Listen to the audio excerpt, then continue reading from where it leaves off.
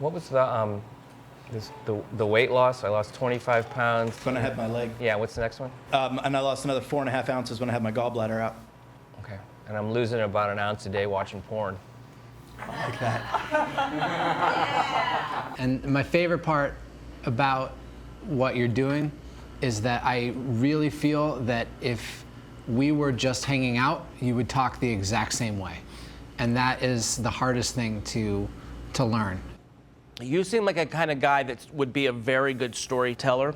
And, you know, obviously a lot of this art form is telling stories, where the joke part of it can sometimes get in the way of the humor, because there's really something funny about just being completely, just talking about all this stuff that you guys have been through. You have a tendency to do, you write it down, but then you digress. You kind of digress a little. Don't tell me you write it all down, because you kind of go into your little space. All of it. It's all written down? All of it. You really need psychiatric help. I do.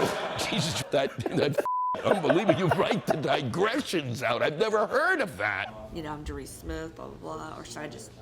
A lot of the material we talked about was pretty dark stuff, you know, like addiction and bitterness. But she would encourage me. She's like, that's okay. That's where good comedy comes from. How's everybody doing? My name's Doris Smith.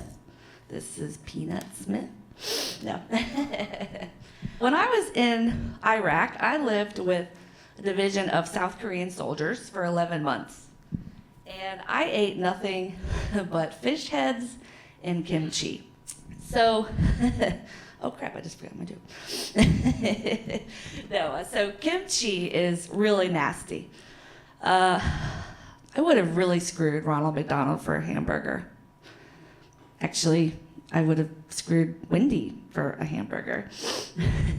You're doing the commentary again. Okay. You know, and that's just, we know from practicing alone and the attitude that we were going to kind of work on. Yeah. Not like, hey, do you like this joke? But hey, I'm telling you a story, and it doesn't matter whether you're alone. Right, yeah, definitely. Stand in one place. Stand strong. Yeah. I just like that you're talking about your experience honestly. That's because your experience is so unique. I the more of that stuff I can hear, the more I like it. The most difficult thing about doing stand-up is bringing the personality that you have when you're sitting around with a group of people in a room, and you know, if you're just sitting around a table and they're screaming, laughing, and then you get on stage, and all of a sudden it's, what the fuck happened to the person sitting at the table? I think that you're getting caught up with being up there. Yeah. If you just tell it as your story. Right. Here's my story, you Right. now. Just tell it. It's your story. Yeah.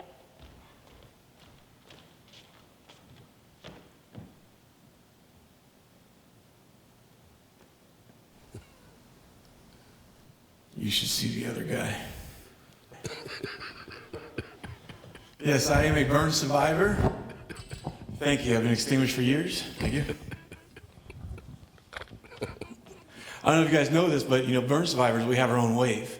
It's kind of like the Jeep wave, you know, it's not a real big secret or anything. We all learn it the day we get burned. You know, it kind of goes like this. Thanks for coming out tonight. Appreciate it. Thank you. This is about as horrifying a way to do comedy as I can imagine. You know, me sitting here and you sitting there. But your opening, you can make, is $1 million opening. Okay, because you should see the other guy.